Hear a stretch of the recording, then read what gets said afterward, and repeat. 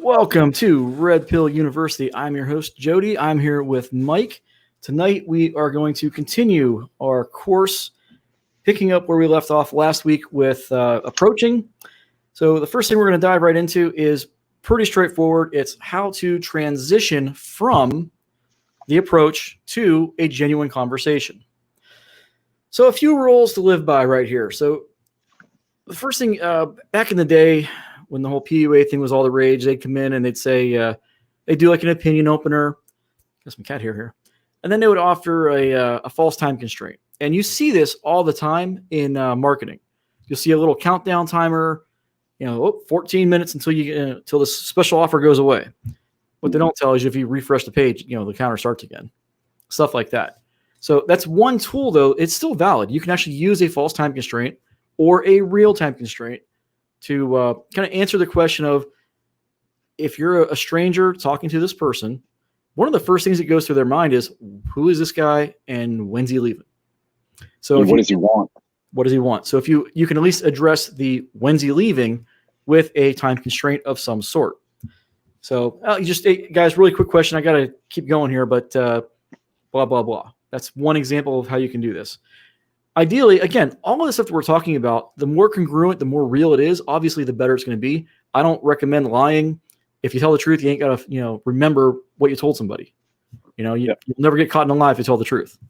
So make sure that whatever you're doing is congruent to you as an individual, ideally. Now, again, we're still talking about we're still going through the framework, the training wheels, for lack of a better word. So when you're doing this, yes, some stuff's going to be not fake, but unnatural to you for a little while as you kind of learn the ropes. So again, you're training for a skill. The results will come later when you level up your skills. So think of it in that context. So again, the false time constraint is one aspect or one tool in the toolbox for helping you transition from the approach to a conversation. Another good one is locking in. This is through body language and positioning. Now, think of the head of a table in a business setting. Who usually sits there? The boss or the CEO. That's the power position, and that's the kind of position you want, ideally, if the situation allows for it. So think of the context. This is really difficult to talk about on an online kind of sense. But just try and visualize with me. You're in a bar setting. You see a group of 5 women. You walk up to them and you start talking to them. To them and to the rest of the venue that sees you doing this, who has higher status? You or the women. Okay. Generally, it's going to be the women. You're just some guy talking to them, trying to spit game, trying to flirt and hit on them, and they may like you, they may not. Now, flip the dynamic. Imagine that you've got your back to the bar, and there's a cloud of 5 women all facing you, talking to you as you're engaged in conversation. Do you see how the power dynamic flips? You've gone from just being some stranger hitting on a girl or a group of women. Now you're the celebrity on stage talking to a crowd of fans, in a sense. So it really shifts the power dynamic, and it really reframes people's perceptions. And as I talked with Jared yesterday in one of our interviews, perception is reality. So you can use this tool to your advantage, and I absolutely recommend locking in as early as you can get away with it. Another aspect of the transition is with mirroring body language and also matching head heights. That's also part of this mirroring process. So if you go and you approach a woman and you're talking to her, but she's sitting down and you're standing up, then you might want to kind of straddle your legs a little bit, sink down. This way you're a little bit closer. This way she's not craning her head looking up at you. You're matching that the body positioning and mirroring body language. So yeah, that's key, especially the direction that she's looking, facing. If she is, for example, almost sideways to you, you're not going to want to necessarily orientate yourself toward her directly. Little stuff like that, and just it becomes a little bit more natural the more you interact with people. When you realize, you start to get this kind of mental indication in your mind of like, this person's not really that interested in this conversation. And you can use those observations to your advantage. If you can be bold enough and provocative enough, for example, to just be like, Hey, it seems like I'm bothering you. You know what I mean? Like pointing out the awkwardness in a conference or pointing out something, that's almost a pressure flip in and of itself, right? Right. But I think it is helpful to touch on what transitioning actually is, and it is, your opener is basically just an introduction, and the transition is about building a little bit more rapport, building a little bit more comfort, but really you're starting to create a little bit of an intimacy and a connection there, through some excitement, through some type of topic that you're going to hit on that you can, maybe you two are the only people at the bar that are talking about that. Um, and that begins kind of the process of building some type of meaningful, connection in the conversation. Right. So the approach is your opener, the approach, that's just going to be your introduction. You're right. Absolutely. And then the transition is getting to the point where you're getting each other, you're feeling each other out to see if you're going to get into a conversation. It's this transitionary period. It's the transitioner. It's this transitory phase between meeting a stranger and having a conversation. Yeah. Yeah. I think Chris Rock described it best when he was, he has this little bit about, when you're out there dating or you're out there talking to people, you are meeting the representative, right? You're almost meeting the ambassador for that other person. And your job is to basically be the ambassador, take the personality, the mindset of you are your own ambassador. You kind of want to show them what you want to show them, and kind of direct that conversation in a way that's strategically relevant to whatever it is that you're trying to do, whether that's, make a new friend or, go get a number, go home with some woman, that type of thing. And on that, so key in on branch points in the conversation. That's how you're going to kind of navigate this. This is a key aspect of this. Every conversation, every statement, every sentence generally has 2 branch points. The thing that you're talking about, the noun, and what you're doing with it, the verb. So that's just 2 things you can key in right there. But moreover, it's the who, what, where, why, when, and how.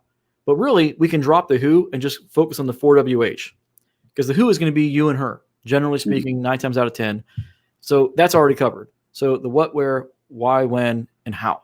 That's what you got to focus on, the 4WH. I think I got that from an old PUA, Spear, I think was his name. But it's legit because it's just kind of a shorthand way to remember things. Yeah, I don't approach this from a pickup artist sense. I approach this from like a networking sense of, that's kind of, professionally, these are the things that I kind of do. Right. It's the same skills. It applies everywhere. Totally same skill set. So when you think about that skill set, mirroring body language is excellent. But I think one of the interesting things that you can do is mirroring the topic of conversation. And so if for example, I call this unpacking something, right? If somebody we talked about this before the stream. If somebody drops a topic on you and says, you're talking about, for example, how you compliment a woman and say, oh, that's a really nice dress. That fits you really well. And she goes, yeah, I lost 75 pounds and now I fit in it. That's a whole massive thing that she just shared. And she wants to talk about herself. That's a real indication of, hey, I'm throwing something out there to see if conversationally you're going to follow that thread. And, while you don't want to just throw a bunch of validation at her and attention at her, you can just say, oh, wow, that's how do you feel now? That's really interesting. That's really crazy. Right. Like that's a lot of weight. Right. Or getting excited, that type of thing. But really just kind of following that conversational thread around, because most people just want you to hit the ball back, conversationally speaking. Right. I just lost my class. There they are. There you go. We're under rapport, building rapport through time under tension.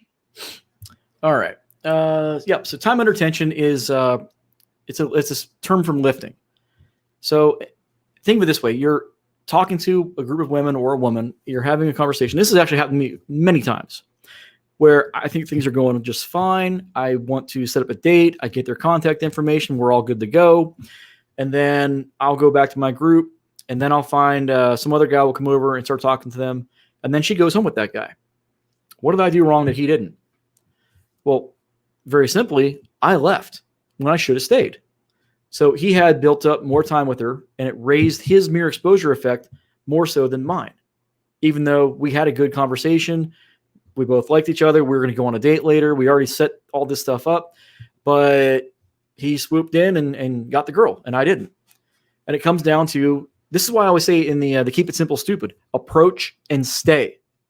The longer the more face time you have with them, the more time you have to build a connection, to raise your mere exposure effect, and it raises the odds of having a positive outcome. This is pretty common sense once you hear it. So this is why I say approach and stay until you either get the contact information, or they tell you to leave, or they walk away. All right. And then if you do get the contact information, it doesn't mean you just leave. You still can stay. You should stay. The only time you really need to leave is when you have to leave for reasons, or they need to leave for reasons. Otherwise, keep it going. So the longer you can do that, the more mere exposure you raise. Then there's also that fractionation aspect when you can move from venue to venue and create more memories in a short amount of time. I don't know if fractionation is a real psychological term. It's one maybe that old community came up with, but the impact is legit. So I'll tell you that I've done this where I've been in a conversation with somebody and I've gone like, oh, it's, let's say it's a conversation about, you're talking about cooking or food or whatever it is. And I've got this, I've got a Pinterest board where I've got all this stuff saved that I like to refer back to, like recipes and stuff like that. And so I'll go, oh, you know what? Actually, that reminds me, I love to, like, do you like risotto? There's this killer risotto recipe that I saw that I haven't made yet. Let me share it with you, right? And just send it to them. And just pull up your phone, and this, especially for younger people where you're used to being on your phones all the time, but just pull it up and be like, here, this, boom, this is what I'm talking about. You might like this, or even better, I've made this, it's super killer, and you're kind of being the expert there and saying, oh, I took this recipe and I added this one or two things to it. But that type of thing where you can share something with somebody and stay in the conversation and get that connection, be it the phone number, Snapchat, whatever it is, you then have their contact info, presumably. Oh, there's that too. Yeah. And then that means don't bug out of the conversation at that point. Right. Yeah, it's absolutely. So once you have the contact information, that's a whole nother topic into its own right. But for right now, just trying to build the conversation, build the connection, and come up with, right here. The goal of going out and meeting people is to develop mutual investment and to seed reasons to meet up with them later, like we were just talking about. It's huge. It's to build a connection. That's what you're trying to do. You're trying to build that some sort of emotional connection that you can evolve into friendship or relationship. That's it. That's all this is. That's all it is just social dynamics 101. And this could be for work. It could be for friendship. It could be for romance, you name it. What we're teaching you applies to all aspects of life. All right. This is kind of the small ball piece of it, but if you were to kind of expand this to a macro level, it is talked about this a number of times, I think, on the podcast, and it's as simple as like, have an awesome lifestyle, like develop an awesome lifestyle and share it with people. So when you are seeding a reason to meet up with them, it's because you do awesome stuff, and you're talking to a cool person, you're going to invite them along. When you develop mutual investment, maybe you're finding some stuff that is common interest that you're interested in, or that they don't know about, that they're excited to hear about because you're really into it. That's really all this is about, guys, is build an awesome lifestyle and create excitement by sharing that with people. Yep. Now, a moment ago, I did mention that you can use this to create friendships or relationships, romantic relationships. Totally. The key difference is one you escalate physically with, the other you don't. So whenever you go through this process, as long as you're not escalating physically and getting intimate in whatever escalating levels of intimacy through contact, you're going to end up with friends. Mm-hmm. So you got to have the physical contact aspect in play. And we're going to talk about that in a moment on how that ratchets things up and escalates. And there's a process to follow that. There's one of the, I think it was the Book of Pook, it covers this, which is make yourself known to be a sexual creature. Mm-hmm. Right. Don't do the cheesy kind of like, oh, maybe you should go back to my place. I got some handcuffs. And not that type of stuff. I'm talking about, don't be afraid to be provocative and call something sexy. Right. That type of thing. Yeah. I got that from Joseph W. South maybe 10 years ago, 15 years ago. What he calls a statement of intent. And calling something sexy, to this day, I still use it. I refer back to it if I ever go blank. It's legit. So you're setting the frame of how you see things right then and there. And if they don't accept it, that's fine. Move on. Yeah, they're not going to always accept your premise, and that's kind of, you got to understand going in. One of the most powerful things I ever said to a woman back when I was dating was, you know what? Obviously, we had built, that kind of rapport and that intimacy. And I said, you know what? I'm attracted to you, and I'm not afraid to say that. And I just said that bold faced right to her face. And, I ended up getting her number, and we went on the date. So it's not, it's not a crazy, like, you have to be in your head all nuts and bolts about this stuff. You can be direct, you can be bold. It doesn't have to be an hour-long conversation, but if you never escalate at all, getting to the next point, that is probably a good transition. If you never escalate at all, then it's going to go nowhere, and you are going to end up with maybe an acquaintance at best. Yeah, you're going to end up in the friend zone. Yeah. Yep. Which is something that guys do to themselves. Right. Again, through lack of escalation and being honest with your intentions. Yeah. So if there's any major takeaway from this section, that's it. All right, moving on here. So we got the goal of going out and having these conversations with strangers are to develop the mutual investment and to see the reason to meet up with later. It's a callback that you're going to do. All right. Mm-hmm. Just getting a number with somebody. Okay, well, hey, it was nice meeting you. Can I get your number? It's going to send off all kinds of red flags. Yeah. But if you see during the conversation, say you're at a grocery store, hey, do you happen to know where they put the burger buns? They're not in the bread section, and I need like 4 dozen because reasons. Talk, get some information. So hey, I'm having a barbecue next weekend. You should bring some friends by. You guys are pretty cool. You're seeding in the conversation earlier that you're gonna have a barbecue. You're hinting at it because you need cookout stuff. So then you kind of call back to it later on. Hey, that thing we were talking about that I didn't invite you to then. Well, I'm going to invite you to it now. That's the gist of it. All right. I got this crazy interesting story, and I'll keep it short. But in college, these upstairs roommates, these young women that were kind of on the 3rd floor of our apartment complex, we had gotten to know them just kind of in passing in the hallway. And at one point, like late at night after dinner time, at one point, we catch them in the hallway, and it's like a weekend type thing. And they say like, "Oh, hey guys, like what's up? We should, I forget who said it, but it was either me or my roommate said like, oh yeah, we should hang out sometime." And they go like, "Oh, we're having a party tonight. Actually, you guys should come by." And we said, "Oh yeah, like, well, we could totally maybe swing by." And they were like, "It's a lingerie party." I was like, "It's a what now?" Yeah. And so we're up there where everybody just goes up there in our underwear. Is wild. But it just that kind of like in passing, getting to know people, that type of thing will happen. Yep. That's a good one. Yeah. So as always, life isn't fair. Suck it up, Buttercup. You're going to have to do the heavy lifting at first, unless you look like Thor. All right. So you're going to have to hold court and, like I said, do the heavy lifting. When you first approach, when you're going through that transitionary phase or just starting to get into the conversation, expect curt one-word answers and closed-off body language. It's not that she doesn't like you. She might be physically interested. She doesn't know you. You are a stranger, okay? Stranger danger. Don't remember this stuff? Come on. So, yeah, they're going to have closed-off body language. It's normal. Accept it. As you guys get comfortable and that mirror exposure effect starts getting raised, as your comfort levels with one another start getting raised, as you start sharing details about yourselves and starting making that connection, their body language is going to unlock. You'll start to turn. You'll slowly mutually face each other. I don't know why I'm making hand gestures. You can't see it. Yeah, you're both going to naturally turn and start facing one another. That's just the nature of the beast. Eventually, she will start contributing to the conversation if she's at all interested. If not, then you know what? Fine. You can't win them all. Remember the bell curve and that's the spectrum that I talked about before. Some people, no matter what you do, are just not going to be interested. That's life.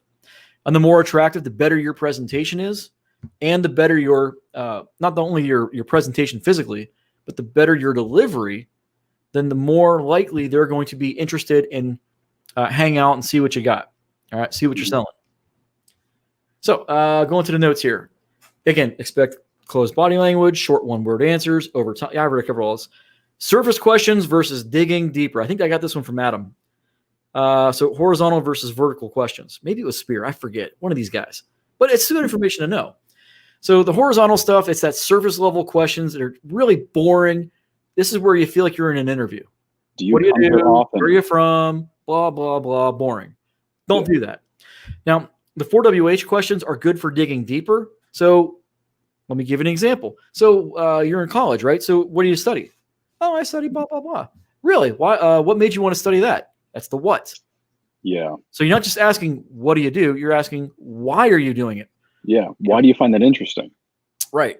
So you're digging deeper and trying to extract more information, because what you're doing is you're slowly building investment when they start doing this. We're going to get more into this qualification process later, but that's actually next week. But right now, just realize that this is kind of like a qualification hoop in a sense. Let me give you an example that goes exactly parallel with what Joe just gave you. If they're there with a bunch of friends and you say, "Oh, you're not by yourself? How many friends do you have with you here?" That's a stupid observational service level question. But if you then followed up with something interesting and say like, "Hey, let me ask you a question. What's something that your friends don't know about you?" That's a big hoop. Yeah, that's a huge hoop for them to jump through. Yeah. I mean, you are being exciting at that point. Yeah, as long as you're going through the process, you've kind of like worked up to it, or she's jumped herself. Sure. And then you guys are on that level, by all means, go for it. And there's a time and place for these kinds of questions. And like, again, that's next week. All right. We'll do qualification in depth. I'm getting ahead. Huge topic. For right now, yeah, we're still going here. Where were we at? The horizontal stuff. We kind of talked about it already. Just avoid the boring interview questions. I understand you're going to have to go through that process anyways, but immediately begin drilling down deeper into more substantive questions. Yeah, have a vocabulary of emotions that you're going to describe. Like, oh, that's really exciting. That's a good transition right there. Right? Or segue, yeah.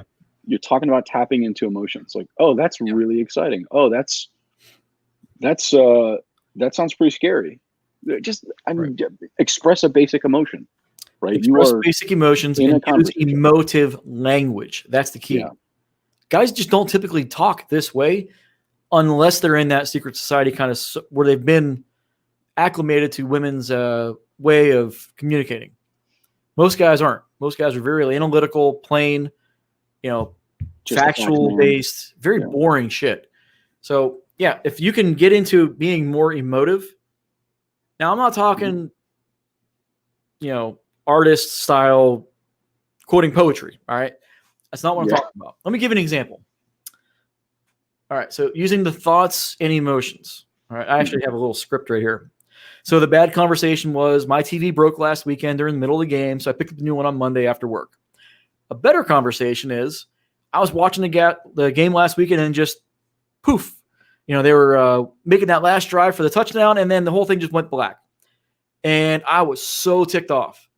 Have you ever really been into something like that? You missed this key part because there was something just like interrupted your whatever you were doing and just had like a major distraction. Isn't that so frustrating? So now you've connected, some sort of emotional attachment. It's very minimal, but it's a process. As you go through this kind of language, you're going to get better at it. So to kind of continue this example. So anyways, I go to Best Buy, normally you can't get them to stop bothering you. They're always, I'm trying to sell you stuff. But this time, this is next week, the next game's coming on that night. We're going to have people over. I'm going to rush. I'm trying to get the thing. Not one person approached me to sell me the TV. So ticked off, dude. I could have walked over to the appliance section and made some popcorn in the store. Maybe that'll get their attention. Who knows? But it was just really frustrating. And eventually we got the thing, and man, it was so exciting once we got back. Everybody was happy. I was like the big conquering hero walking in with a new TV just in time for the kickoff. So bland, not so bland.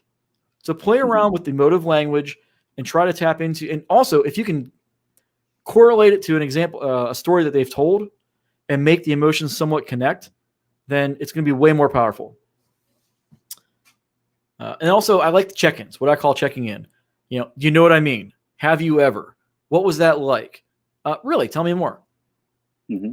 You're engaging in the conversation and you're eliciting engagement on their part. So it's less likely to result in one-word answers and minimal investment. And also, this is really one of the interesting things is where even if they may not have been interested, through the process of eliciting information, they end up investing anyways. So you may have gone from complete disinterest to at least somewhat being interesting. And maybe you make a friend out of it. Maybe you don't raise their interest high enough to make them that interested. Maybe you're just not physically their type. But you can at least go from somebody that's being completely disinterested, a complete stranger, and then through this process, make friends with people. Mm-hmm. It's just very, very basic stuff. Let's see here. I did the check-ins. Yeah. It helped. Yeah. Check-ins, they convey social intelligence. They are a diagnostic tool for testing interest. And like I said before, it helps keep them engaged.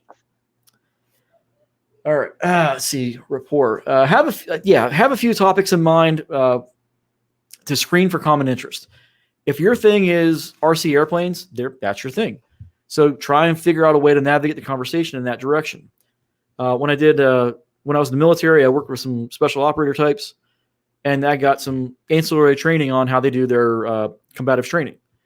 And I was fortunate enough that I learned some of that stuff. And the whole goal is that you take the entire encounter and you shape it through kind of like fight by numbers to shape the conversation to end in a specific pattern. This is kind of the same thing. You're shaping the conversation to go in a certain direction, following certain patterns. And the more experience you get doing this, the more it's like chess, where you're navigating, like you're trying to think 3 steps ahead. So the better you get at this, you're going to be able to navigate conversations towards whatever the topic of interest is to you. And that also has a lot of play with the women that you're interested in. More on that right here. Women that are younger tend to like stuff that younger women like. Who knew? Gossip, relationships and people. It's not guys buying these celebrity magazines at the checkout counter. All right. And if it is guys, he's buying it for his girlfriend or wife at home. Or they're gay. Yeah. Most straight guys, I've never known one to buy one of these celebrity magazines for themselves. Yeah. Just never experienced it. So younger women are also interested. Well, everybody's interested in hobbies. Everybody's interested in careers and jobs. Not everybody's interested in travel or beaches and stuff like that, but a lot are, especially those who don't have a lot of experience and they value it more when they have the opportunity to do it. Mm-hmm. So those that are a little bit older, it becomes a little bit more blasé. So this is why these kinds of things kind of trend towards the younger generation. Let's see here. The next one is for those that are a little bit older. Again, the travel stuff, shopping, movies. Shopping can also just be like big items too. Like maybe they want to buy a house. 22-year-old, probably not. 32, probably. Mm-hmm. Movies, partying, relationships. Again, gossip. Women love gossip. Who knew? Not all, but most. And everybody loves to talk about themselves. It's their number one interest. Number one topic of conversation is going to be about themselves. So if you can get them talking about themselves, dude, just sit back and let them go. Don't, what was it that Napoleon said? Don't ever interrupt your enemy when they're making a mistake. Don't ever interrupt women when they're just on a run. Let them go. Just sit back and let them talk. And they will talk themselves into being interested or attracted to you. Mm-hmm. That's the way this works, this process of investment. Assuming you know how to pass shit tests. That's the caveat. Well, that's too true. But that's a whole other subject. We'll have to do a whole show on that. Yep. But yeah, in this case, just get them talking. Let them go. Let them rattle on about themselves. And remember, your check-ins, keep them engaged, keep them going if you can. Yep. And you're going to end up getting these conversations where what I used to get, where I've never felt this close to somebody with this short of time. You start having those kinds of conversations and those reactions where you're building massive rapport, massive levels of comfort, and you didn't do anything. Just let them sit there and talk. Oh, yeah. The key is eliciting the information from them. One of the best things to do is... Well, eliciting is probably the wrong word, too, now to think about it. It's more like... You're provoking emotion. Well, you're engaging them is what it is. Yeah. I think we talked about this before, where women will talk about 3 times as much as men do in a given day. Guys with like 7,000... Yeah, what's that? I said, and they should remember the golden rule. You should, for every 3 words, you're giving her 2 words back. That sort of thing. Well, I think it was even less than that. I think men only speak about 7,000 a day. Women, it was about 20. So it's almost a 3-to-1. Oh, yeah. So I'm sure check me on that if I'm wrong. Post down in the comments if I flubbed it. But that's what I remember it being. Unless you're guys like Mike and Joe who just talk all the time. Yeah. One of the interesting things I want to touch on here is relationships and people. I would highly recommend, as a tip, getting really good at people watching and just trying to guess things about people. And it's especially interesting for women because you can be in a situation where you're in a conversation and you just observe something and you go, you call attention to somebody, and ideally it's somebody who clearly has a lower status than you, and I'm not saying just go like blast people and make fun of people. Not that I mean, I'm not moralizing. I'm not saying do that or don't do that. What I'm saying is like, hey, what do you think about that person over there? That person seems really interesting. Like, or check this guy out, or check that girl out. And especially if you are in a conversation where you're trying to provoke emotion, you can get them around to be able to understand that your attention is kind of elsewhere as well on other women. I'm glad you brought this up because I forgot to put this in the notes. This is what I call the frame check. Yeah. So if you want to check and see if a woman is falling into your frame, all you have to do is stop what you were doing and look, or if she's talking, just stop paying her attention and look at something else. If she stops what she's doing and looks, or keeps talking and looks at whatever you're looking at, you're in there, dude. That's the start. That's the start of the rapport building, right? Well, yes. I'm talking more in the case of they have now fallen into your frame of the leader. Yeah. You're the leader. Now they are, they're seeking. Yeah, it's a rapport-seeking behavior that, like, if you think of it in the terms of the wolf pack, the alpha, the beta, when the alpha goes off and does something, everybody kind of follows suit. You see the same thing in group dynamics with men and women. Mm-hmm. If you have a group of women, usually there's going to be one that's the leader. That we call, what's the term? The alpha female of the group. It's a dumb term, but it works for this context. When they want to go and do something, you might have a couple of people protest, but they all follow suit. And she just usually just ups and does it, and everybody just uproots what they were doing and just drops it, and they follow suit. So, and that's kind of the same thing. They're all following her lead. When you do a frame check, if she follows your lead, just conceptually think that she is now in your frame. So now it's time to begin leading. You've just demonstrated through that little check. Now you can lead. She's already on board instinctively. Yep. So there's nothing really you have to do at that point. Just lead through the conversation, build the mirror exposure, build that comfort and rapport, and move things along. So she is now going to be receptive to your leadership, is all that really that frame check tells you. Now, getting into the qualification next week, how much you can get away with will be determined by how invested she is. Yeah, this gets into hoops, and we're going to talk about that next week. That's a whole nother subject. Mm-hmm. So I see we have a lot of folks on the stream tonight. Please, some pretty solid questions. I haven't checked yet, but yeah, please keep the comments and questions coming. We are going to do the after show at on Discord here in a little bit. Links down in the description. And man, I'm on a roll. I love this topic. This is one of my favorite things. That's a great topic. I do take issue with one thing you said when you said women love gossip and guys don't. I got to tell you, man, I'm one of the biggest fans of the Real Housewives series. I can't get enough of it. I didn't say don't. I just say it's a general kind of thing. It is garbage TV. If you have the chance to watch these crazy, crazy women, it's really an exercise in actually watching shit tests at work, because they just shit test each other all the time. It's absolutely incredible. So if you have the chance to watch it, I can't recommend it enough. That is, if you actually understand the red pill material. It's hilarious. All right, so let me go back one frame here. Yes, people love to talk about themselves and things they are passionate about. Like the Real Housewives, yeah. Choose topics that will be of interest to your type of women.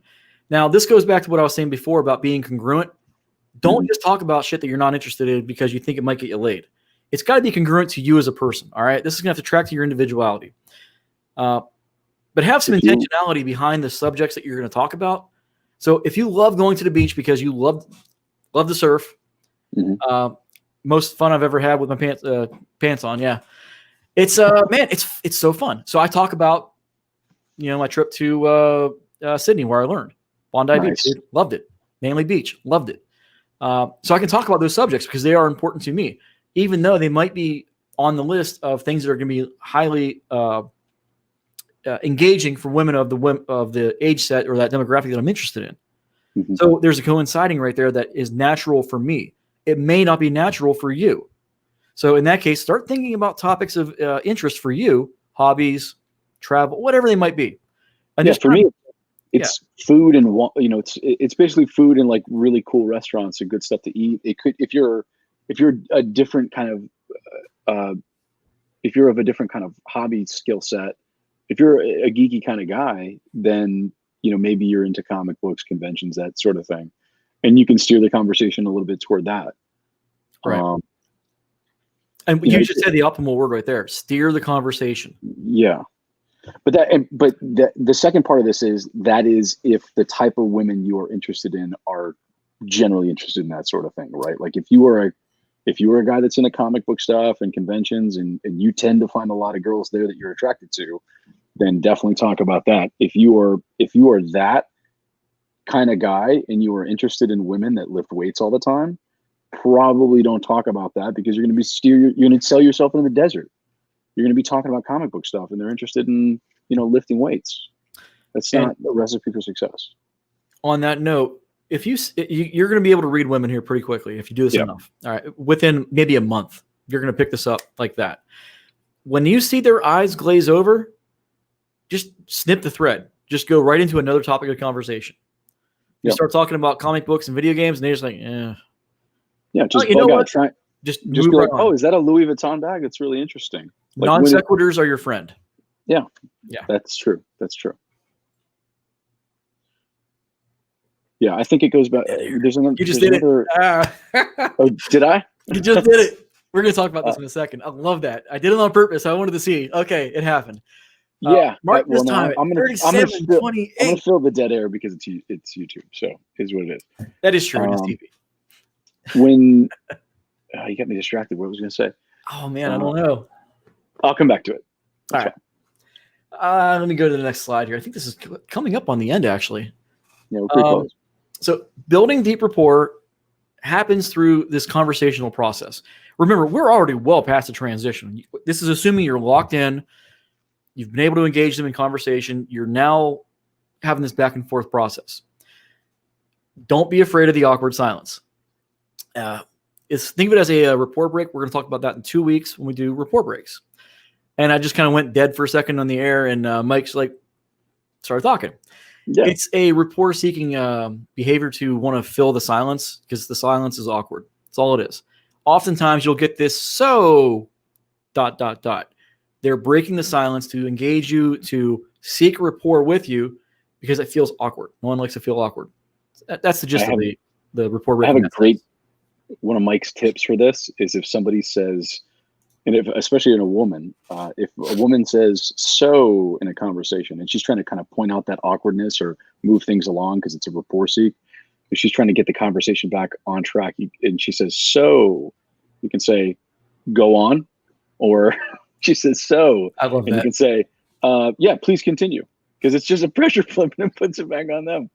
It's actually really fun to do because they'll laugh, right? And one of these days, we're going to talk about shit tests, fitness tests, whatever you want to call them. Mm-hmm. And what Mike just mentioned right there, the pressure flip, is one example of how to handle that. I think we're going to have to do a completely dedicated show. We might make that one not on YouTube. Yeah, I don't know. We're going to have to deep dive on really, they're all congruence tests. Congruence tests. Yes, I agree. That's probably a better, more PC way of putting it. Congruence or congruence? Same thing. Tomato. Yeah, congruence. So we'll go with congruence. I'll go with that. But they're all congruence tests. Yeah. Let's see. Building deep comfort rapport happens through. We already did the silence part. All right. Mm-hmm. Build commonalities. Like I said here, this is part of seeding the conversation for reasons to call back later. Yes. We already talked about this earlier. Seed reasons to stay in touch ahead of time. The ideal solution is that you are actually going to establish a date. You're going to talk about it. You're going to get their contact information, and you're going to keep going. You're just going to stay. If there's no reason to split apart and go your separate ways, then stay in there. There's no reason to split up once you have their number. This is one of the things I see it's probably the dumbest thing I've ever seen in the PUA community, where guys are just taught to run around a bar, get everybody's numbers, move on to the next bar, get everybody's numbers. What are you doing? No, don't do that. You're never going to build meaningful connections. You might get, if you're running the numbers game, you might get lucky and have one that remembers you. And then that's all you're going to get is lucky. You're not going to get better. Yeah. When you're doing that crap, you're just playing the numbers game. It's dumb. Don't do that. The whole idea is to go out. Now, if you find success doing that, if you are super Chad, then okay, more power to you. But Most guys, you're going to actually have to put in the work, and who knew? Make meaningful connections. That's what this is all about. You become a well-rounded human being, right? You become a functional person Right. if you can actually hold a conversation better.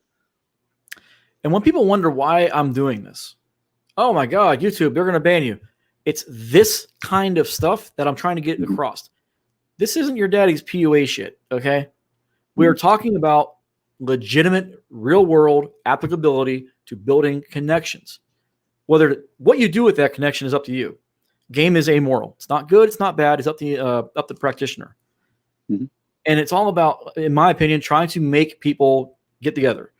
The better we make guys, the more good guys, like high quality guys there are for women to choose from. Everybody wins. What is wrong with that?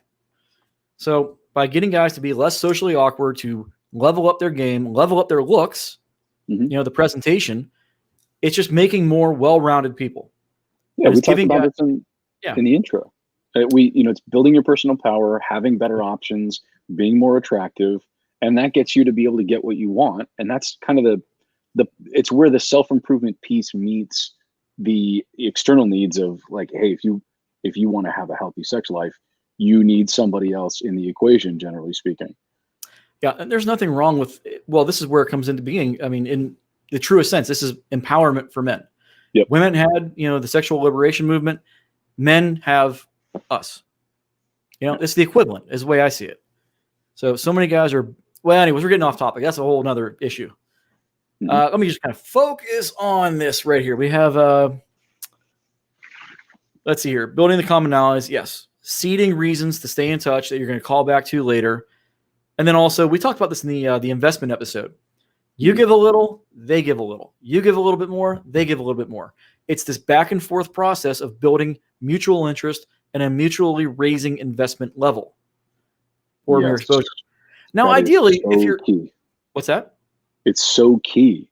Yeah. Because the reason why we say that is, if you are giving them your attention and and you are validating them a whole bunch right off the bat, it sends the covert message that I don't value my time and attention.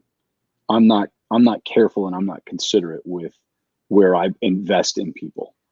Right. Yep. Indeed. So yeah, investment, multi-layer cake. I think that's an Adam statement.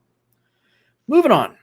Statements then questions. Now we're kind of getting into the qualification and the rapport breaking and the more crunchy or gamey aspects of this, because again, this is still a framework for building competence to develop confidence.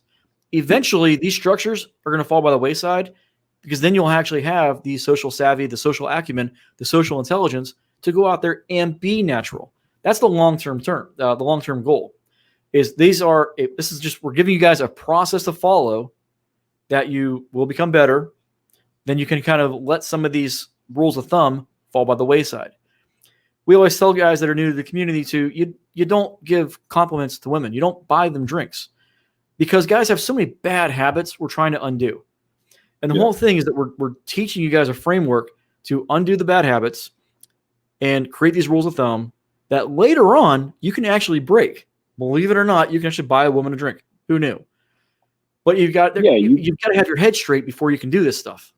You can, but often there's a lot of better options, right? You could, right. One tip that I have here is, like, it's 2020. Get them to buy you a drink, right? If you can convince a woman to buy you a drink and stay in a conversation with her for an hour, she is interested. Indeed. And then right here. So the statements, then questions. Mm-hmm. You're going to make a statement. This is kind of, like I said, this is kind of the gaming era aspect of it. The whole qualification aspect. If you're doing it purposely, yeah, it's kind of gamey. But again, it's a framework that you're going to do short term. Hopefully in the long run, you won't need to do things purposely.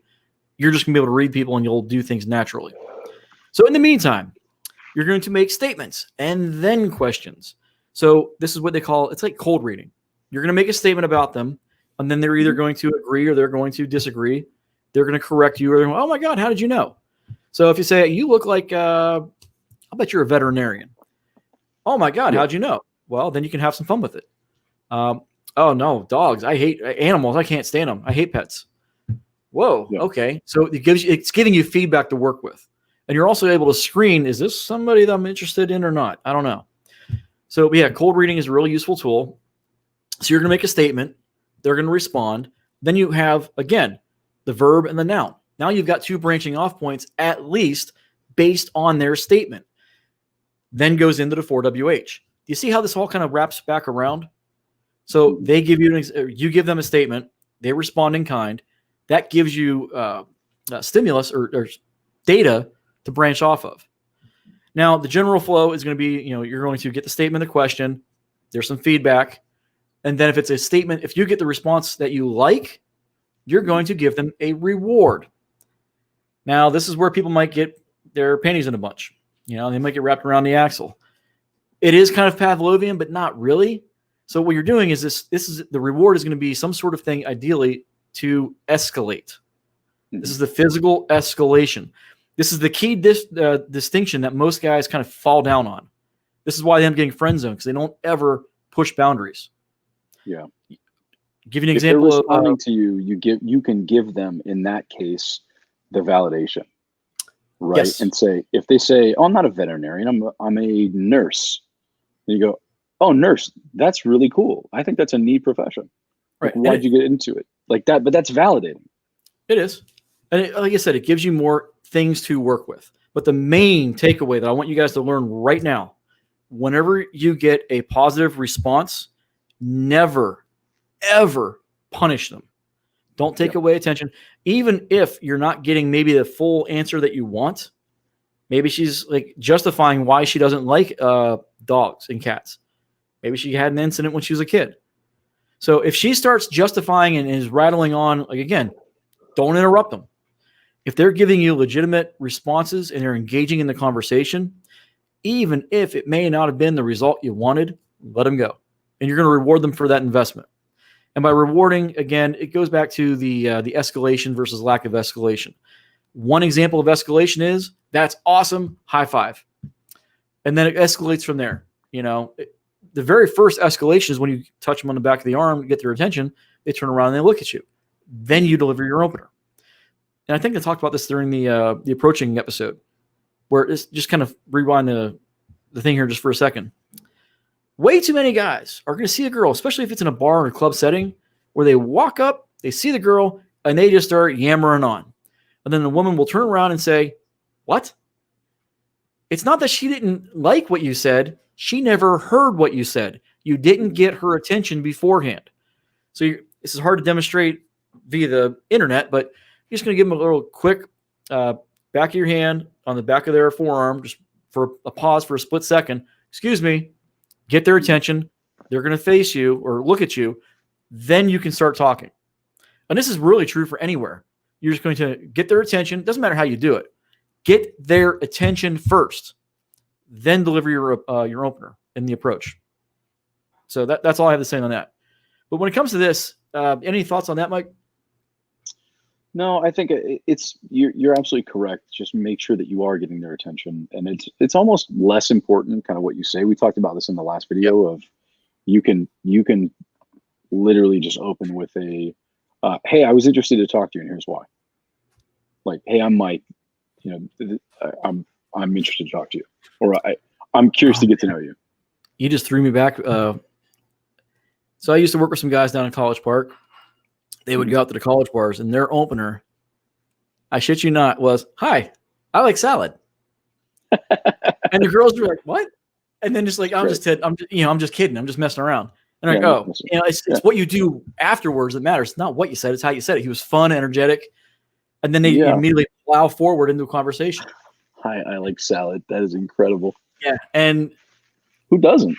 If you do it in a fun, positive way with good energy and you don't look like a slob, who knows? It works. Not all the time, but it was fun. Especially in a college bar setting. We had a lot of fun with stuff like that. That's hilarious. And we do need to do a video, just jog my memory, on wingmanship. I somewhat wrote a book on this maybe 8 years ago. Wingmanship. Oh, wingmanship, how to be a good wing. So we'll get into that later. A little bit on one of the Patreon calls, and had some really good advice for one of the young guys on the Discord. All You right. remember that? I do not. We'll have to talk about that Uh, on the after yeah, show that's fine. coming up next. Yep. So yeah, texting should follow this structure once they're engaged. Again, it's the statements, then the questions. They're going to answer or they're either going to confirm or deny your supposition. So general flow is, again, reward, statement, question, in that order. So it essentially follows the process of qualification and escalation. So you're going to, I'm not going to belabor the point. Just next week, stay tuned. And then the personal stories should focus on the topic, not yourself. And I was telling Mike, even to this day, when I start rattling on, I get off topic. And I'll end up start talking about myself and things that I've done or my, one second. Yeah, it's kind of a natural thing that it's kind of the natural thing that your stories are going to be, geared back to you. It's the reverse of what we just said, is like everybody's most interesting topic is themselves. When you're talking to somebody else, ultimately you have to try as best you can to avoid steering the conversation back toward yourself. And, we're talking about the I love salad opener or the lingerie party thing from college or whatnot, but it doesn't take it off track. What it does is just provide color, and it kind of humanizes the interaction. And I think that helps, in this setting, streaming and stuff like that, it helps kind of humanize people. But in a real life conversation, you can do that, but you just have to be super careful about it, because again, it goes back to exactly that concept we talked about levels of investment, right? If you were talking to a woman in the first five seconds that you're talking to her, she brings up, oh yeah, my ex, and that's why I'm out at the bar, and this is my sob story and problems and blah blah blah blah blah. It's like, whoa, okay, she's got a very high level of investment right off the bat. You're not going to be able to go to the, oh, so how about those Nationals, right? Or how about the Red Sox? Like, you're not going to be able to do that and go to a casual level of investment if somebody's got a much higher level of investment in the conversation, in terms of rapport and emotionally speaking. Yeah. Just going back through the old show notes here. Mm-hmm. Building commonalities. The first step in this process is to figure out what our personal hobbies, interests, and goals are, particularly those dealing in topics women are keenly interested in. Let's see here. I'm going to have to release this at some point, and this is going to be like a supplemental thing to the show. But remember to justify why you're bringing these things up and relate them back to yourself. Mm-hmm. So again, you're going to talk about the topics. You're going to justify why you're talking about the topics. Then you're going to relate it back to yourself. That's just the gist of it. Guys, this doesn't have to be super complicated. I know we sit here and talk about this for an hour. Let me give you a couple of real easy examples. If you are lifting weights, which you should be, we went through that on the presentation video. If you are into fitness at some degree and you notice somebody, if you're talking to a woman and she's not 230 pounds and you notice just like, hey, you look like you're in shape. Like, what do you do for exercise type thing? That's a hobby of yours now that you're talking about. If you notice that a woman has a Louis Vuitton bag and you now are getting into style and you understand, what are higher end brands or something like that. And you go, oh, are those Jimmy Choo shoes, really high end shoes, whatever it is. And she'll say, oh no, but how do you know about Jimmy Choo's? And that is exactly the statement and question that is going to open up a couple other threads that Joe's talking about. So the things that we're talking about that you have to do as a guy to be building this awesome lifestyle, and, first of all, just understand the type of things that a guy that's worth his salt in the modern era kind of understands, which is you got to be able to dress yourself and don't look like a slob, right? You got to be able to actually be in shape and know a little bit about fitness and stuff like that. So those kind of topics you should be able to find common ground on. And speaking of common ground, so we talked about the commonalities. There's several different types. So there's direct commonalities, which are things that you directly have in common. Indirect commonalities, which are things that you and maybe her friends have in common. And then negative commonalities, where there's nothing in common, but you'd like to learn more. Mm-hmm. So if you ask about something and she's like, I have no idea, but she engages you, she's like interested in learning, that's a positive sign. Yeah. If she starts talking about something you have no interest in, or you have no experience with, but you ask questions that maybe are showing engagement and interest, she's going to talk about it more. And that, again, just let her rattle. Let them go on. You are interested. You are interesting. Yes. And yeah, that absolutely. So again, just kind of the key takeaways from tonight is the 3 general rules when building commonalities is that they should flow like the multi-layer cake. You should have the statements or questions, not just question after question after question after question.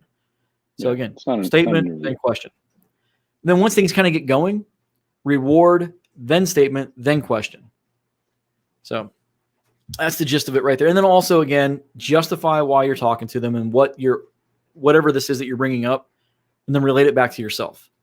And then the number one thing to take away from tonight is to use, whoops. Oh, we're not in that. Okay, good. Is to use the thoughts and the emotions. And this is one of the things that PUAs would do too, is they'd have the, what they used to call them, like projections, future projections, past projections. You create this rich canvas of a story where you and her are together in the story doing things that you're imagining happening, and it creates a really positive, really engaging connection. That's just about it. Ooh, still there? Yeah, still here. I just heard something over on. I thought it was in the headphones. No, we're good. Nope, oh, it's raining. That's what it is. Well, all right. So I think that takes us to the end of the show notes tonight. I think we wrapped it all up. So we have some questions and comments. Let's do it. All right. Do you have any other final thoughts on the course material tonight? No, I think I gave my 1 or 2 there at the end. All right. Let me make sure I didn't go and miss anything major. Oh, you know what? Actually, I did have one that I didn't cover, and I think it's worth mentioning in terms of why the underpinnings of why we're saying all of this stuff. And guys, it's not because you're just like inserting coins into a machine and you're going to get a result. It is all marketing. It's all designed around branding yourself as a luxury good, right? It is you are trying to covertly communicate that you are somebody who is savvy enough to hold a conversation. You can ask interesting questions. You can draw on emotion. You can use imagery to tell a story. You can use, all of these tools in your toolbox to be not a boring idiot, right? So branding yourself as a luxury kind of commodity, luxury good, right? You are setting yourself apart. You are being exciting. You are being interesting because you're taking an interest and you're using all of these tools that we're talking about. It. So it's not just like, oh, go make some friends and you all use all these tools in your toolbox. These things will absolutely increase your status because most people aren't good at this stuff. Most people don't work on this stuff. They don't like going out and putting themselves in, situations where they're having to push outside their comfort zone. It's uncomfortable. Yeah, it is. And so I would challenge all you guys to just move outside what's comfortable, take these things, try them out, figure out what works, leave what doesn't. And all with that in mind of like, hey, I'm building an awesome lifestyle. I'm an awesome person. I'm a person worth knowing. I'm a person worth talking to. All right. So I'm going to just quickly run through the outro here. So, all right. So comfort and rapport go hand in hand and have a symbiotic relationship in the flirting process. Attempting to flirt without having this relationship in mind puts you at a distinct disadvantage because one without the other can make you too nice or come off as a complete asshole.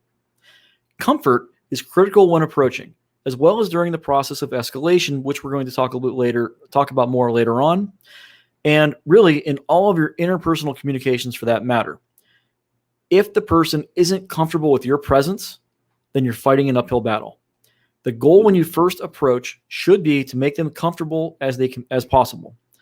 This is why warm approaches when you're being introduced by a friend in common are so much easier. On the other hand, if you're nervous, they're going to respond in kind. It generally doesn't matter if it's a cold approach or a warm approach. One of the things I've learned over the years is that women tend to mirror male emotional states. If you're nervous, you're going to make her nervous. If you're uncomfortable, she'll become uncomfortable. However, if you're cool, calm, and collected, odds are you're not going to make her nervous and you might actually settle her down. She'll be drawn to your centeredness. And you guessed it, your confidence.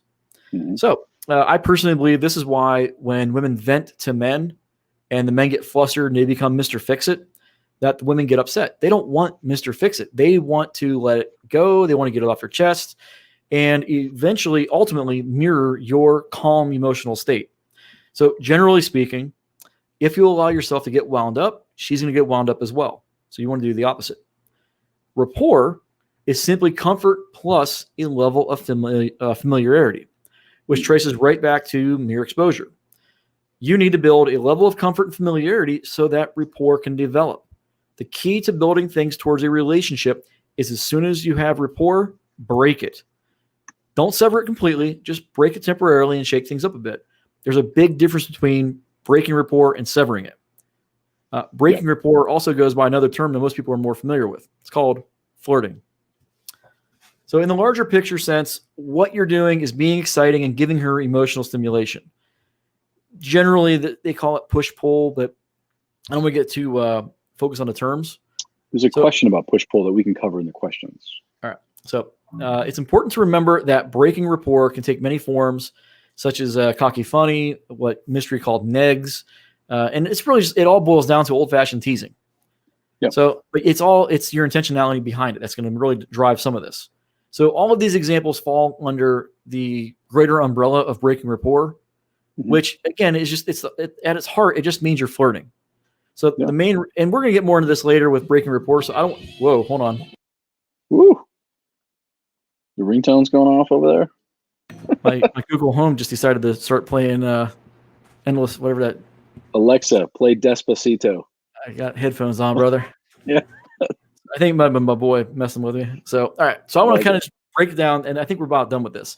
So, 2 weeks from now, we're going to go into, next week is going to be qualification. The week following that will be breaking rapport, and I think that'll be the end of the course. We do have the core course material right here, but we do have some other stuff we're going to talk about later. I don't want to bemoan the belabor you guys, but yeah. So I think it's time to get into the comments. Let's do it. Comments. What do we got here? So there's not much, believe it or not. You don't think so? I think there's some stuff in here. We got Kenny G playing on the background there. All right, let's see. So first and foremost, there we go. Had a little, whatever. Ooh, I dropped my pen. There we go. All right, where were we? Oh, questions. Yeah, questions one at a time here. All right, so I see like 5 comments in total. What do you see? I am seeing probably 24. Holy moly. All right, well, then I am on the wrong page. Let me go. What do you see? Oh, my goodness. Okay, so StreamYard, for whatever reason, didn't update it for me tonight. So, yeah. All right, gotcha. Let's see here. So mirroring can be – wow. Is that really? Okay, head of the table. So the plumber was saying – yeah, let's read off the question. So plumber speaks, head of the table, I picked the gunfighter seat. I want to see who's coming in the room. You know, I worked for a guy, and it's always inevitably a military guy that will bring this up. So, you know, I don't know what war the plumber fought in, Vietnam or whatever it was, but generally these military guys that have like been in some hairy situations will take what I've heard referred to as the operator seat, which is they are in the corner of the room with their back facing the corner, and they can see literally everybody that's approaching them. Yeah, I'm the same way. It's kind of a power stance. I tend to, because I move around a lot, because I move with my, I move my hands a lot, and I'm pretty mobile when I'm, not just sitting down at dinner or whatnot. I think I tend to kind of, it doesn't really matter quite so much where I'm oriented, but I do like to be facing most of the room. I think there's something to that where you can do some of the things we talked about earlier. You can observe people. You can know when somebody's making eye contact with you. You can kind of know who's a little bit more open to conversation if you're just in a room where you don't know anybody and you're going to go talk to people. Yeah, my training was that kind of the same idea. You want to be able to have your back to a hard surface, a hard wall, something that's no one can like reach through a window and like get you. But yeah, hard surface behind you where you can see all of the openings. You know where your exits are at. Basic stuff. But when in the context of tonight's conversation, it's mostly just knowing your surroundings, being able to see what's going on. If you see somebody come in that strikes your interest, okay, well, then if you see them. If you've got your back to the door, you don't know who just walked in. Yeah, I know. Yeah. Or orientating yourself toward like a dark corner of the room or whatnot. That's for isolating. That's for when you've got a rapport with Right. somebody, and you say like, "Hey, it's kind of loud. Let's step over here. I didn't hear what you said." Yeah. That type of thing. But yeah, just being in the thick of it, as Joe, Joe came up with a great example there, which is don't stand with your back to the rest of the room if you're ordering a drink, right? Like stand sideways, stand diagonally, stand so that your back is to the bar and you are looking at people, you are waiting for whoever's going to show up to meet with you or whatever it is in that situation that you've got that interaction going. Yep. Let's see here. More questions we got here. The plumber speaks.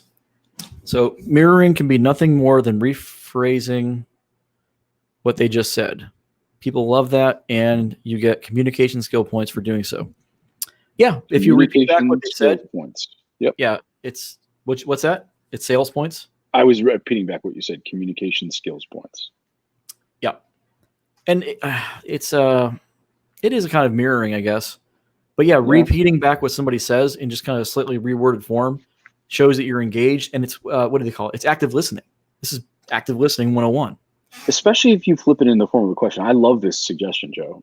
When you talk about, if the plumber was here talking to me, I would say, you get communication skills points for doing so. What do you mean? Tell me what you mean by communication skills points. Me or him? No, I'm just giving you an example of like, yeah. If somebody says, oh, you get communication skills points for doing XYZ, you can say, tell me exactly what you mean by communication skills points. Oh yeah, I'll read you. Yeah. All right. Let's see here. Blue Lion 995. Going back to body mirroring, is it not better to have your head higher than hers so that she looks up to you? No. I don't think Generally speaking, you want to be matching head heights and mirroring in that sense. Like facing each other would be ideal. When you're out of whack, for one thing, if you're standing above, she's going to be looking up with you, and that's not going to be comfortable for very long. So you just imagine cranking your neck. It's just not. No. There's also more neutral. There's also an intimidation factor that if you're not actively if you're not cognizant of the fact that you are literally standing and physically imposing over a woman, if that doesn't even register on your radar, you need to pay more attention to your posture and the way you're standing. Because the better thing to do is, as Joe said, just get on her height, get on her level, have that same angle where you're not leaning in toward them, you're not backing away from them, but you're kind of that neutral matching position. Now, I think we talked about this last week too with pecking. If you're going in, why are you going in? Does this 6-inch motion make that big of a difference in the audio? No, it doesn't. So all it is, it's a kind of a rapport seeking behavior that guys do. Women do it too, but it's mostly guys who I've seen doing it. Oh yeah. Yeah, you got to really plant your feet. This is one of the things I talked about before with locking in. Have a point of contact with your body. So if you're against the bar or against the wall, make sure that your back is glued to that wall, or that your back is glued to the bar. You can't peck when you're glued to that fixed object. That's one of the reasons I use that as a tool to help myself prevent me from doing that. Yeah, that's a solution for if you have that problem. And most guys, believe it or not, they will have that problem at some point. Oh yeah, for sure. Let's see here. Always stand tall, even if you are shorter than her. Shoulders, back, chest. Yeah, that's basic stuff. Yeah, posture is super key. I think that's what he's getting at here. Yep. Yeah, good posture is part of the presentation. Mm-hmm. See, the plumber, make sure the investment you make is receiving an investment in return. Never invest more than slightly more than who you are interested in. If you don't get anything back, you know what you have to. Yeah.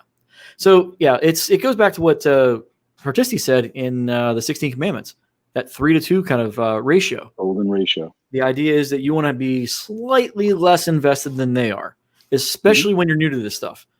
And this is why, again, we tell guys not to buy drinks, not to give them compliments. You're over investing. Later on, when you become a master of this shit, man, you can break some of these rules. Oddly, I don't know. Yeah, no, we've already talked about it. Moving on. I'm sure we got a lot of guys over in Discord waiting to hear from us. Probably. So, I do want to touch on this next one from the Plumber Speaks. If you Yes. tell her, because this was in response to something I said, if you tell her that you are attracted to her directly, and I'm adding the directly part, aren't you letting her know that you think she is above you? Expand on how to let your intent known without giving up your frame. First of all, kudos for the phrasing of the question. He's asking and then telling. He's saying, Mike, expand on this, which I love the directiveness of that. Plumber's awesome at that. But let me unpack this for a second here. I don't think, as long as you are not putting her up on a pedestal, I don't consider saying, hey, you know what? I'm attracted to you and I'm not afraid to say that. I don't consider that giving up your frame if you've already set the frame. I wouldn't use that as an opener. I wouldn't use that in the first few minutes. This is something I said to a woman. I was talking to her for half an hour, 45 minutes, whatever it was. And things were going really well. She was clearly interested in seeking my approval. She was, she was well within my frame of, I was the interesting person in the discussion that she was excited to talk to. And I hit her with that, and it didn't blow things up. But I would say that if you are not necessarily, if the context of the conversation is that you are not overly validating them, you're not putting them up on a pedestal, like that's what we try to talk about when we're saying don't compliment their appearance, that sort of thing. If you hit them with that out of the blue, it's exciting and it's unexpected. If the keynote's been going well and they're giving you a lot of eye contact, they're laughing, they're flipping their hair, that type of thing, they're super interested in, just be direct and be expressive about it. I would totally encourage anybody to just, at that point, make yourself known as a sexual object and escalate. That's part of the escalation piece. And you can't escalate without expressing some level of attraction, be it covertly or overtly. You can't escalate without expressing attraction. Yeah, they're going to know that you're interested just from the fact that you're talking to them. It's just the assumed. Pretty much. It's just assumed. So you're trying to maintain plausible deniability. Now, when you do go direct, you do give up that possibility, but it doesn't mean necessarily that you're putting them on a pedestal, because Mike already covered all that. So I think we're ready to move on to the next one. What do you think? Yeah, let's do it. Let's see here. And Blue Line kind of talks about that. You're just you're setting the sexual frame, letting her know what you want. Let's see here. Look, you're a guy. If you are hungry, you eat. If you are horny and you want to actually, get into bed with a woman, then you gotta do that, man. You gotta tell her that you're interested in some way. I am not saying walk up to women and say this first thing right out of the gate directly. But if they're showing interest, look, we covered IOIs. If they're in your frame, if you're not overly validating them, I don't think it's necessarily giving up frame or status or really I don't think you're sacrificing anything to say, hey, I'm attracted to you, or I find that attractive. All right, so the Plumber Speaks. When a woman tells you a story, would it be appropriate to ask her, so how did that make you feel? So right there, you're doing that rapport seeking, but more on that later. So the main thing here is, how did that make you feel? 4WH. H, how? Absolutely on point. So let's see. Sammy McKeith, I learned that it's always better to dare than dear. Yes. We need to get into a deep dive with shit tests and congruence tests and congruence tests and comfort tests and things like that. We talked about, I'll just touch on this real quick. We talked about deering, which is defend, excuse, evade. Evade and rationalize. Yeah. No, it wasn't evade. What? Good Lord. I can't remember. Yeah, I'm blanking on it. But we covered it previously. It is defend, explain, excuse, and rationalize. That's what it is. And so, don't do that.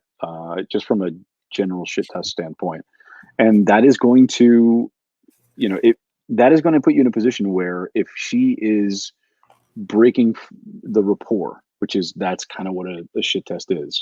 She's breaking rapport with you, and if you catch that and pressure flip it, or if you do amuse mastery, amplify. Or if you just straight ignore it and just keep on going, you are going to broadcast the message that, like, hey, this doesn't bother my frame. This really isn't a thing in my world that I'm bothered by what you say.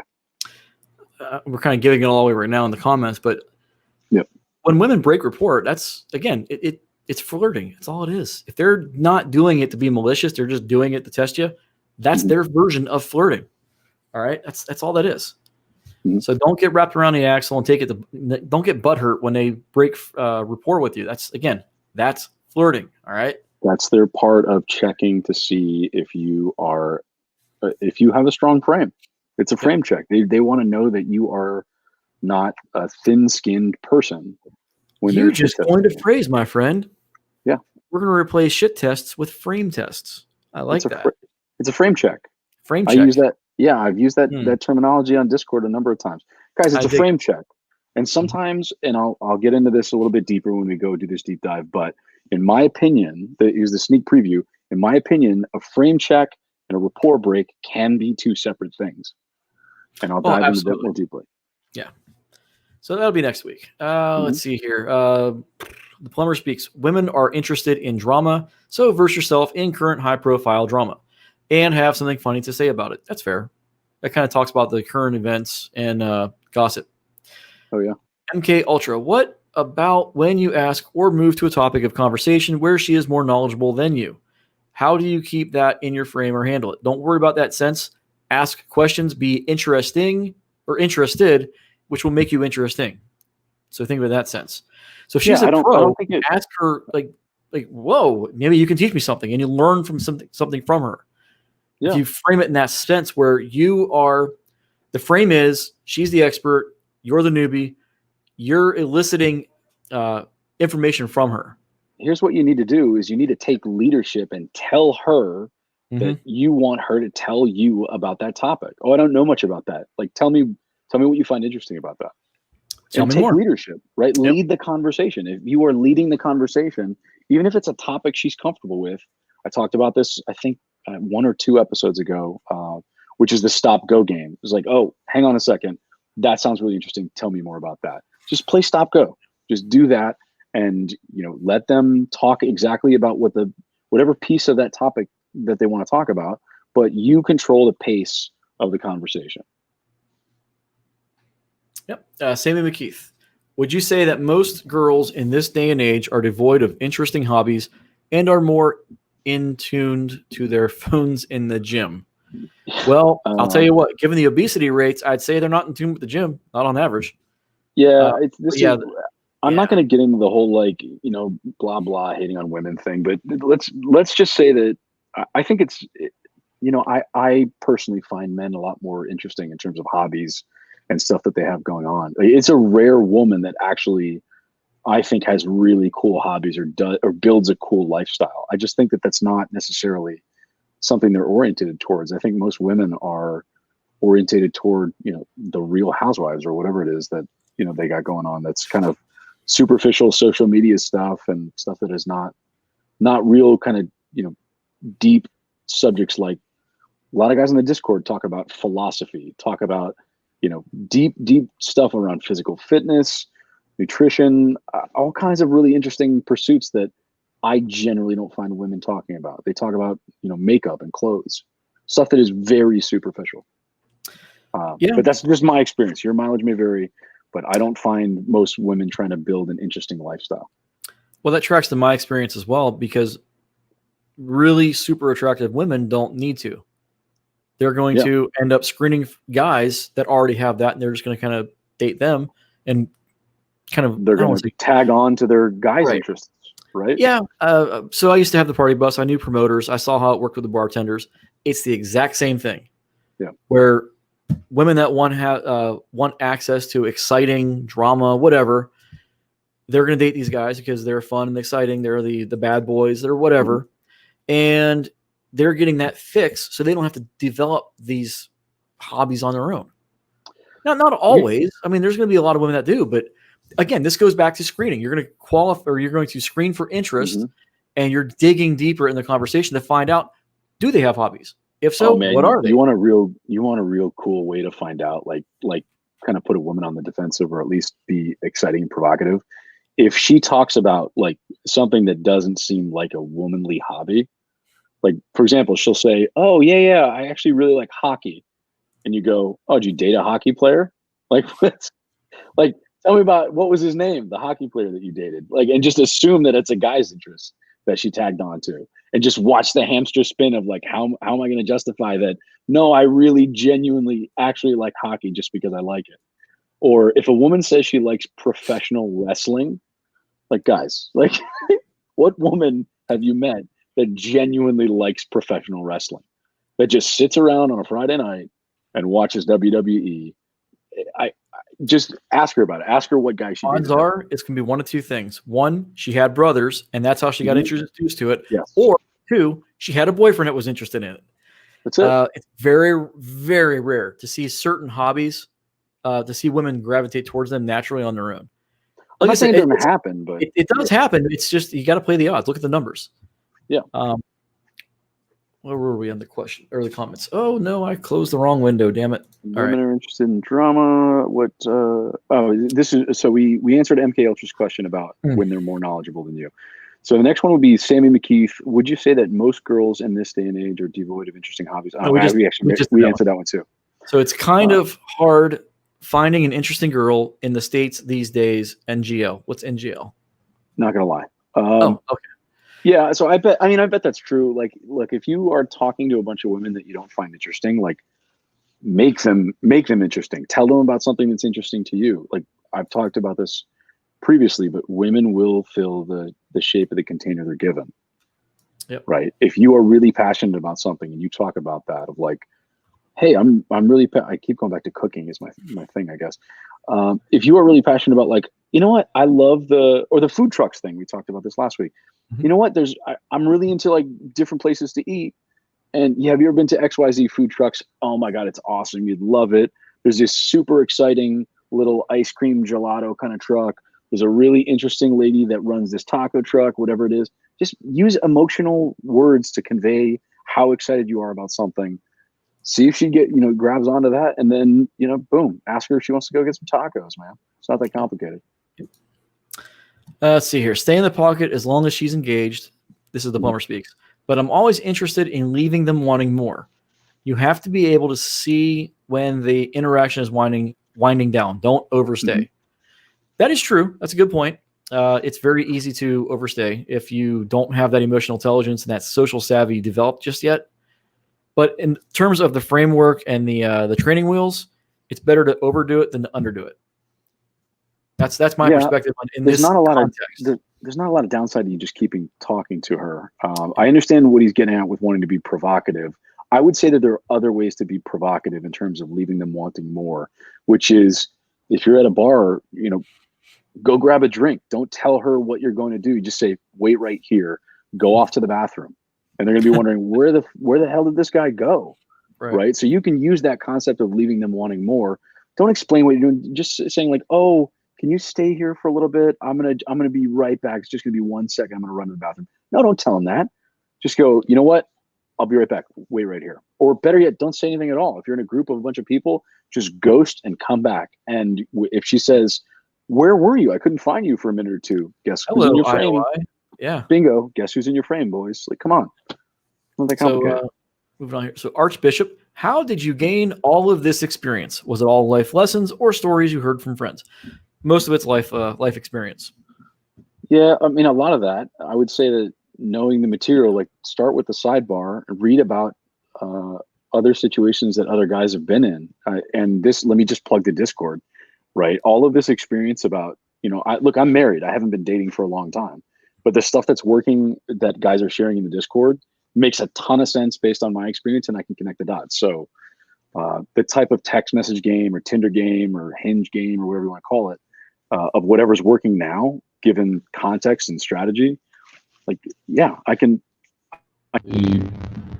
Whoa, Mike fell into the matrix there for a second. We lost your audio, buddy. You're muted. How'd that happen? I think it switched from my headphones. Can you hear me? Yes. There you go. Sorry about that. So it's better than last week. We didn't have any technical problems.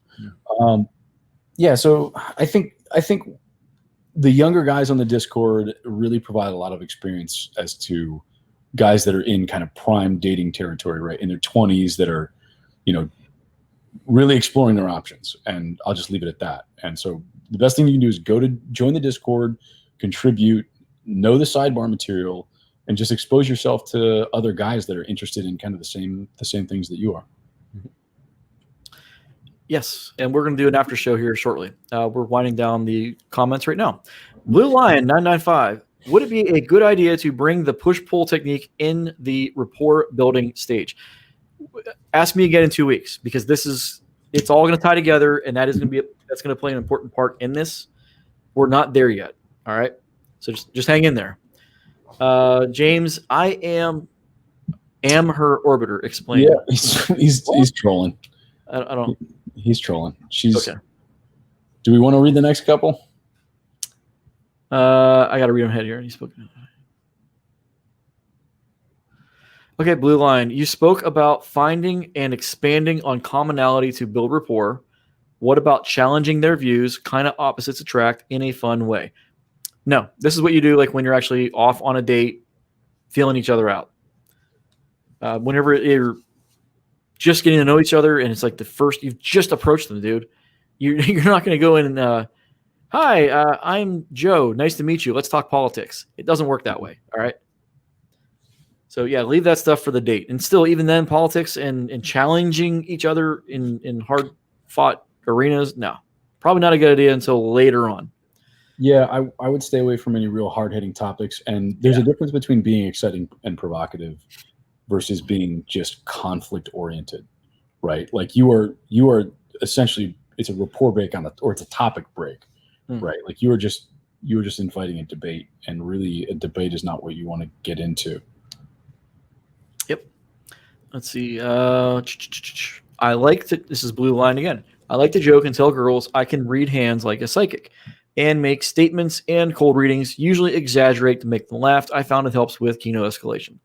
This is getting into the gamey or PUA stuff from like 07, 08, 09. If it works for you, it works for you. Have fun with it. Yeah, I like that's my always. Yeah, if it works, like from a practical perspective, if it works, then that's what matters. It doesn't matter how silly something sounds. If it works and gets results, more power to you. That's true. Again, that's what the red pill's about. You can poo-poo this stuff all day, and say it's gimmicky. I mean, I find it gimmicky. It wouldn't be natural for me to say in my frame. But if you're just kind of that goofy dude that's kind of esoteric and women can't put their finger on you, that can work if that's your thing. You just got to be congruent. Exactly. I hate that word, but damn, is it so important? It's so key. It really underpins a lot of the stuff that we're talking about. Yep. So, and I've always said this before too. Adapt what is useful, reject what is useless, and add what is uniquely your own. May actually be quoting, not paraphrasing Bruce Lee. Yeah. So yeah, absolutely on board with that kind of way of absorbing the material.